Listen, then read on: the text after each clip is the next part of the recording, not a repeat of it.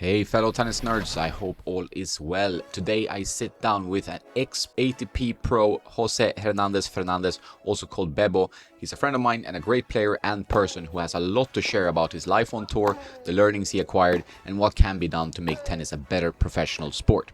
I hope you enjoy our conversation as much as I did. Have a nice day now and don't forget to play some tennis. Today I'm here with a friend of mine, Bebo, he's called. Very strong player when he played. He retired in 2020 from the Dominican Republic, which is also interesting. It's a small nation and not maybe known for their tennis, but for their hospitality and tourism in a beautiful place. And you're from a tennis family. So how did tennis start for you? Well, basically, my mom is a huge tennis fan. Yeah. Well, now he's becoming into paddle fan, but back in the day, she used to play a lot of tennis. She used to be part of the Dominican national team. So yeah, instead of getting a babysitter, she got me a tennis coach. So that's how I got introduced to the sport.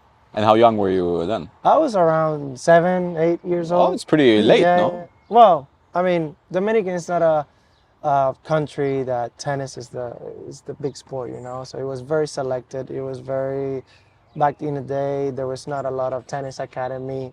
Not even now. Like there's like tennis clubs and there's like training going on, but performance tennis academy. I don't think if there's one, maybe it's a lot. 7, 8 was a good age for me to like introduce to the sport and you know, it's been a wonderful ride so far. When you retired, was it a difficult decision for you, like to make that call Well, it's always a difficult decision where you've been doing something for your whole life? for my whole life, pretty much. 22 years. If we count from 8 to 30, when 4 years ago when I decided to retire from the sport. It was a tough decision. I'm still in the healing process. It was not easy, but tennis is always going to be around me. Tennis is always going to be part of my life. It made me who I am today. Yeah. So a lot of gratitude and a lot of love for the sport. What happened? Did you get injured or you just felt like it was enough with all the travel and all the costs? No, I mean, COVID hit. Yeah. So the comeback to the sport was a bit tougher. Back in the day, there was no tournaments going on. No. It was a bit tough. Then I got a job offer, so I was like, putting all the pros and cons. So yeah, I just decided to move on and continue another journey. Yeah. I think many players stopped playing during COVID. Like the COVID thing was such a stop in your life for everyone, of course. But for tennis, like, I'm traveling all year playing these tournaments, and suddenly, like, okay, you can't travel, you can't play tennis even in any case. So what do? You have to kind of like think of something quickly, yes, right? Absolutely. And for me, it was a point of reflection in my life, and I thought it was the great time for me to move on. Yeah. I think that was a mature decision. Sometimes you have to think about like, okay, what are my options? Do I only want to play tennis? Do I have other things I want to pursue? Or can I pivot your tennis love as well? Like you can be like you've now been working as a coach. You were traveling also with a Chinese player now, Yue Yuan. I think I pronounced that so. But is coaching something you like doing? You've been really into, or you feeling like? Well, I had no option. This job offer was as a tennis coach. Yeah. So it's not like I really had any option. And of course, playing 22 years in the sport is something that I'm mastered at. Yeah. Not that I'm a master coach, but I'm familiar with the sport. Let's put it this way. So I got this coaching offer, and it's something that I've been trying to see whether I like it, whether I want to keep going. So yes, a couple of months ago in February, this Chinese tennis player contacted me, and it was a whole different perspective. I've been coaching juniors tennis, and now coaching her as a professional WTA player was a whole different ball game, and I quite liked it. It was fun. It was a good opportunity for me to see tennis in another different perspective. So Yeah. And you had some success. Like her results were pretty good during that time. No? Yes, luckily, luckily, yeah, coincidence, I don't know, but she had a good run.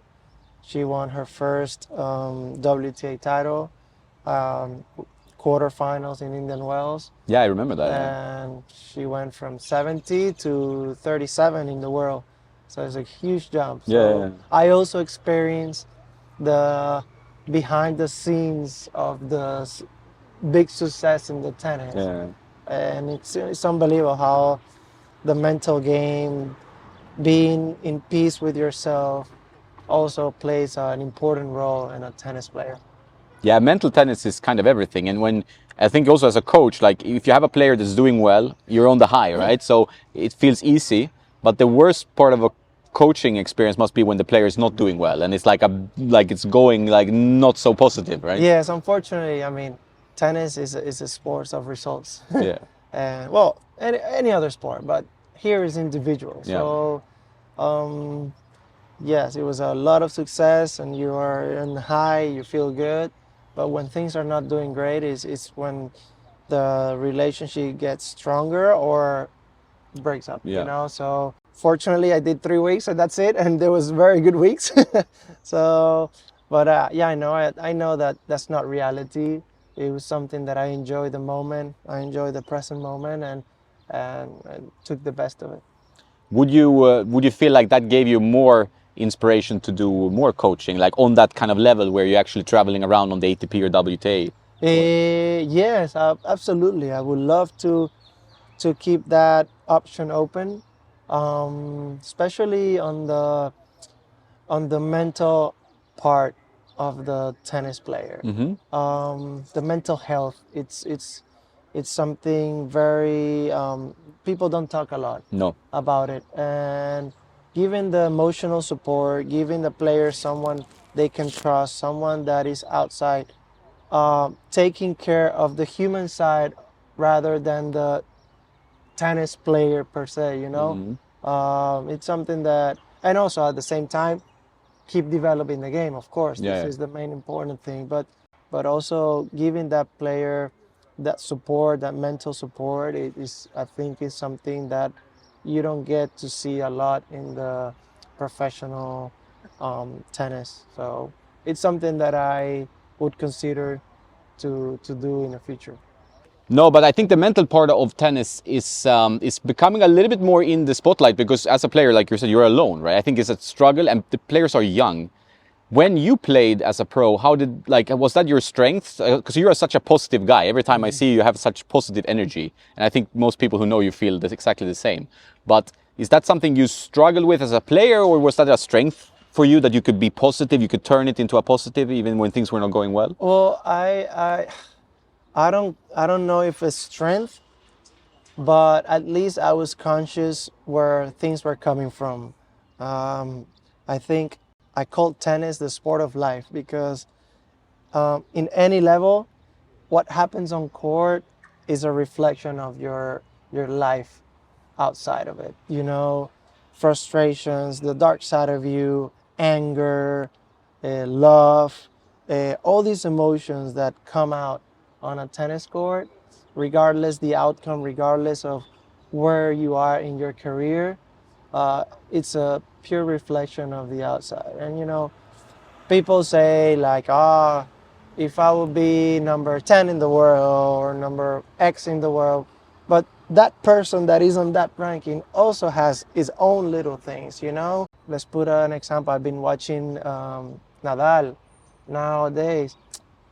He's retiring and he had unreal career, but you know, watching him playing, it's amazing how he still loves the game. He's still struggling to find the best version of himself, and I bet he has his own little demons. And you said, oh, if I would be Nadal, I would be relaxed, but he's not relaxed. He's fighting his own little world, and every person in every stage of the ranking, regardless the money, the title, and everything, is battling their own demons that tennis makes it flourish. Let's put it this way. And you have to be conscious about it. you have to be conscious where it comes from, and this is the work of taking care of the human side of it, of working those demons. Yeah, and you see, I think it's easy to judge tennis players. Like it's a very tough situation. You're alone on the court. Like if we talk about pro tennis, I mean this is on all levels, of course. But on pro tennis, this is your livelihood, right?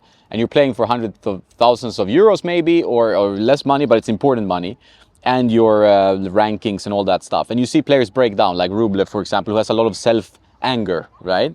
And that's a reflection of something going on in his life. But people are so quick to judge. But I think when you have played tennis, if you're thinking about it, you shouldn't judge this behavior, because it's like, okay, if they start hurting people, but if they're, it's very easy to get negative on a tennis court.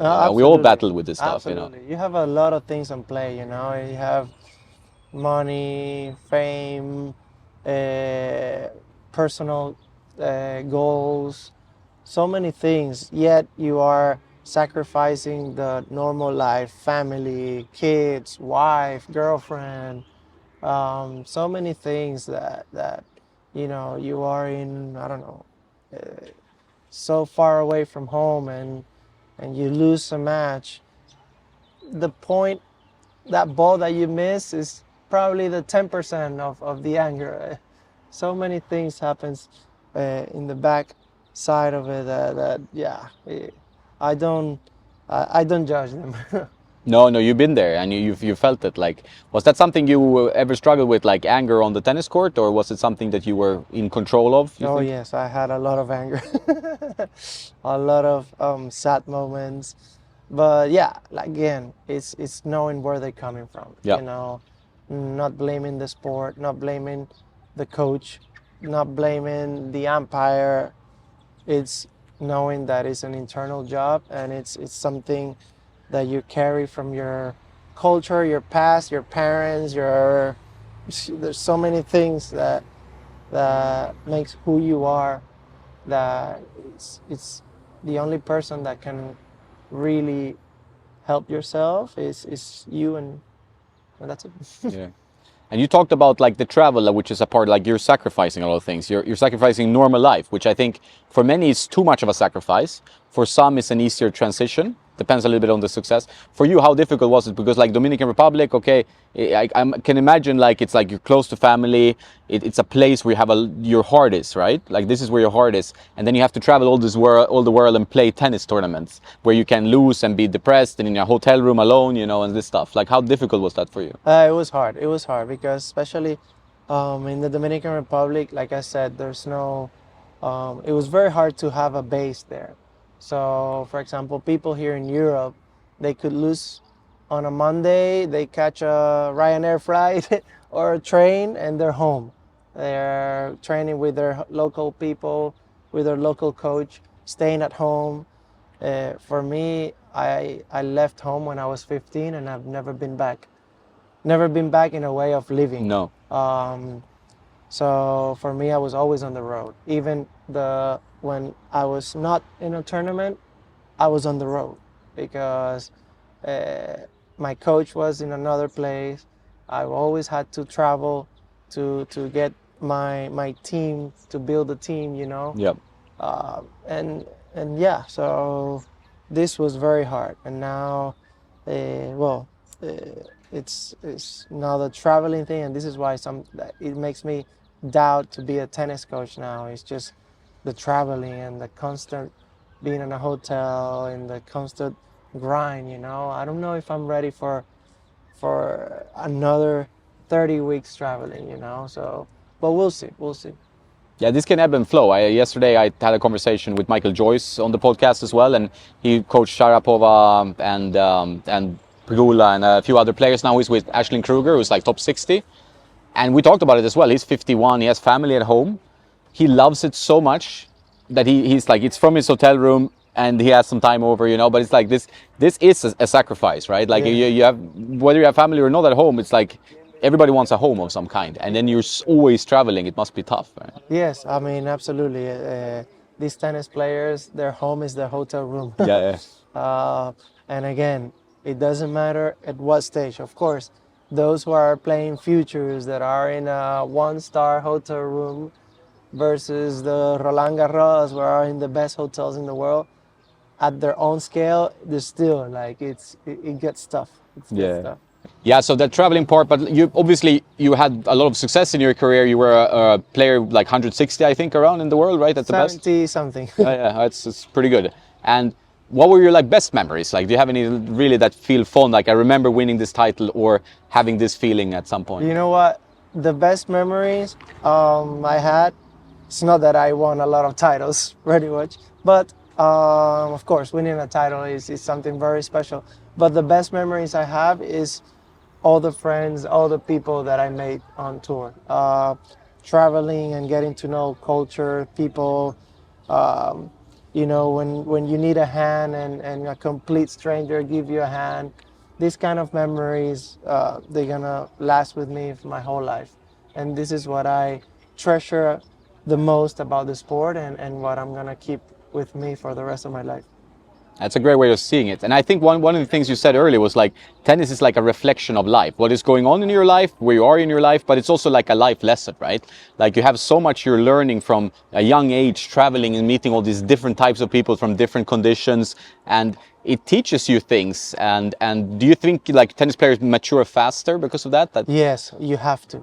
You have to mature faster. I mean, imagine I moved by myself when I was 15 years old, you know, like nowadays a 15-year-old kid cannot go to the store by itself, you know. So times are different, I must say, but you have to. Like at 15, my parents gave me an envelope with like the cash, and it's like, you have to, this is for the month. You need to, I mean, take care of it. And so at 15, you already have control of your finance. At 15, you need to know how to clean your clothes, do your everything that nowadays your parents do that right now, you know? So have a lot of responsibility, a lot of discipline. So yeah, you have to mature much faster, but also that comes in hand with the way your mind opens up, you know. It's something unique. It's something that no university and no college degree and no school can teach you. So it's life lesson. Yeah, and that's something you can bring with you, of course, into next things that you're doing. Now, not everyone keeps doing tennis. Like some go into coaching, many do. Maybe not always as a choice, because it's tough to make money as a player. Like you need to be lucky and very good, and usually have financial backing. How tough was it for you, as like with the financial stuff of things, like to actually have money to travel and do all these things? Did you have any sponsors? Did you have to rely on like side jobs or your family putting in money? Luckily, I had a sponsor. He was with me for 9 years. He's, I mean, they're like family to me now. I'm so grateful for what he did to me, and because of him, I experienced this side of life that with a mental peace. You know, a lot of tennis players out there are struggling and they live day by day. You know, so I was very lucky in that way. I was very lucky, and I have a lot of love and gratitude to this family. Yeah, it's important, and like that shows also your character, that you're like, I really treasure that and are grateful for that opportunity, because it's like there are several YouTube channels like with pros. I follow two guys like Life on Tour, two Aussie guys, and they travel and play challenger doubles and singles, and it does look like a grind, and they put like their financial situation after each tournament, like, oh, in this tournament I lost $3,000 or whatever, you know. So after every tournament, like they do the financial breakdown, like some episodes they're crying because like, oh, I can't afford this, I can't, like it's about their story, which is important. I mean, back when you were playing, maybe social media wasn't as big, but there's also two sides of social media, is that you can talk about the bad stuff or the good stuff, but there's also social media in that the players are easy to reach all the time. Is that something you've thought about or noticed now in the tour, that it's so much social media and how important that is, it's problematic? It's a tricky one, because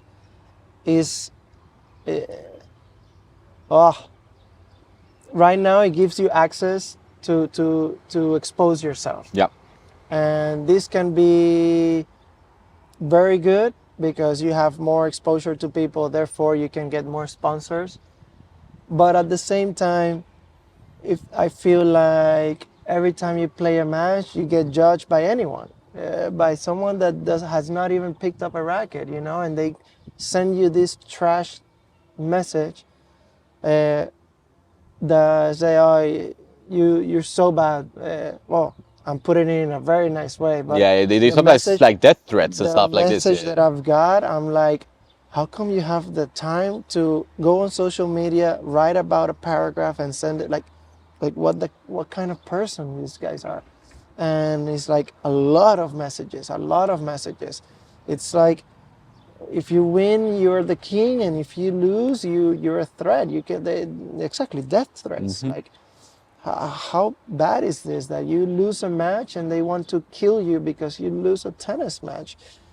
So it's a very fine line. I think the top guys, they don't see social media. Someone is managing their side of it, so Yeah. they don't see a lot of stuff. But someone that cannot afford a manager, that has to be his own manager, they see the love messages where there are very few, and they see the hate one, the bad ones that makes you say like, what the hell is going on, you know? Yeah. So yeah, this can be tricky. And that's one thing also, like when in social media in general, like running a YouTube channel, you get 4,000 positive comments, and then you get one negative one, or very negative one, and then you're like, that's what sticks to your head. It's not all the positive ones you go around like, oh, you know, it's like, it's the negative ones that stick with you. And like you said, access is different.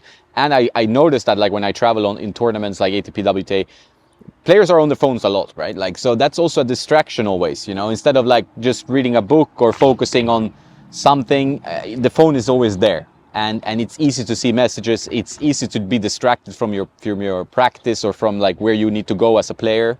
It must be tough in that sense. Yeah, absolutely. Well, phones are everywhere in our society, period, you know. But yes, I mean, it depends how you use it, how you control that. And, you know, I have some friends that they don't give a damn about social media. That's you great. know? That's so great. they're in their own. They use it to keep in touch with some other family members and stuff like this. But I know other players that social media is their life, you know. So it just depends. There's a lot of things out there. Yeah, it's a tough one especially for young people to manage, because the screen time and what they're doing, like when in their hotel room alone, Yes. is often spending a lot of time on social media. I don't think a lot of people be like, oh, I'm gonna read a book or do some meditation. It's just like, okay, I've been training all day, I'm tired, in bed or in the sofa, and it's social media, which is kind of like poisoning your brain in many ways, right? Absolutely. It's a sad thing. If we go back to the Dominican Republic, like your mother, she runs a tournament, like a challenger, no? Yes, it's coming up now in August. She's been the tournament director. This is gonna be the 8th edition, I think. Yeah, it's the biggest challenger in South America. Oh wow! Yeah. Congrats, that's amazing, right? Yes, it's 125K. It started as a future tournament because she wanted me to play some features back home. Yeah.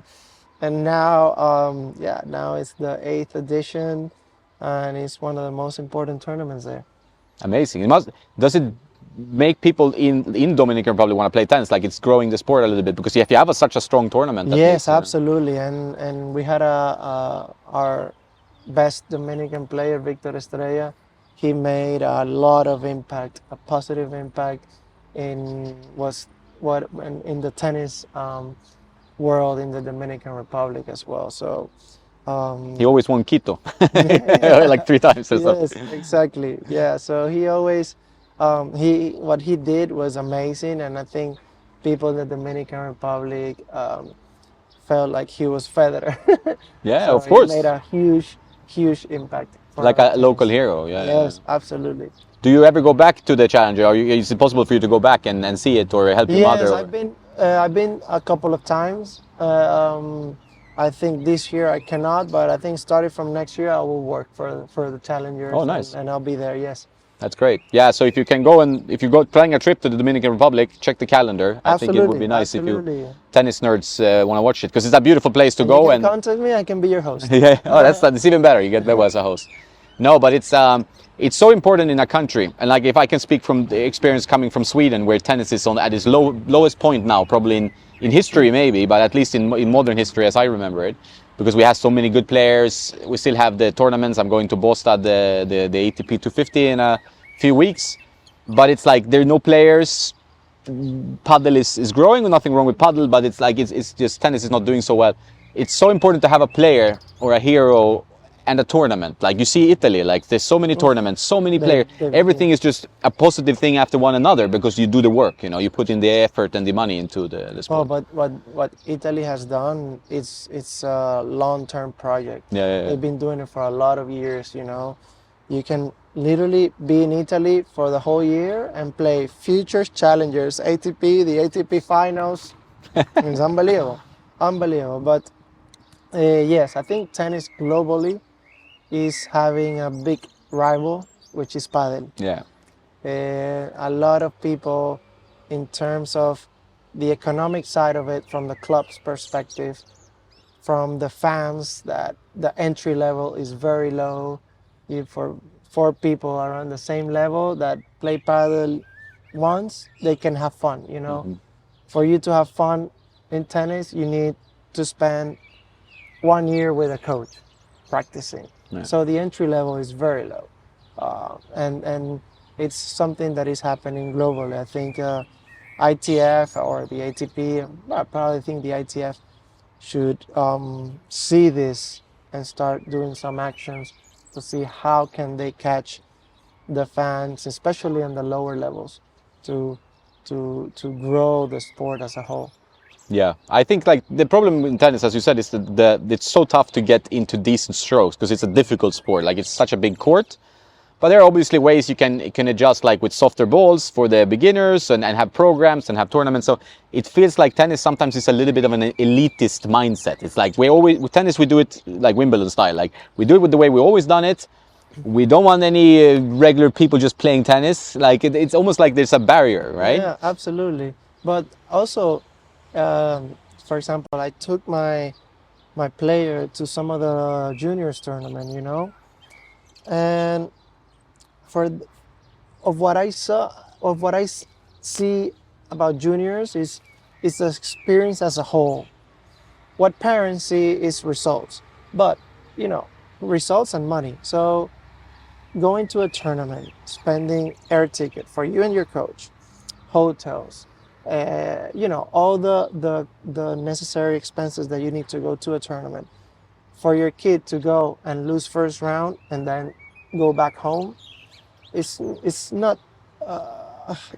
As a parent, you say like, what the hell? I spent like $2,000-3,000 and my son just play one match, and that's it. So I did a ITF course a couple of years ago, and I told them like, you should focus on making like round robins to the juniors. Try to them to socialize on court. Try to them to have an experience when they go to tournaments. Especially nowadays, that the young generation, they are with instant gratitude. They lose, they feel like shit. They win, they feel like hero. But if you give them like an experience, round robin, you play we guarantee you 3 matches per tournament.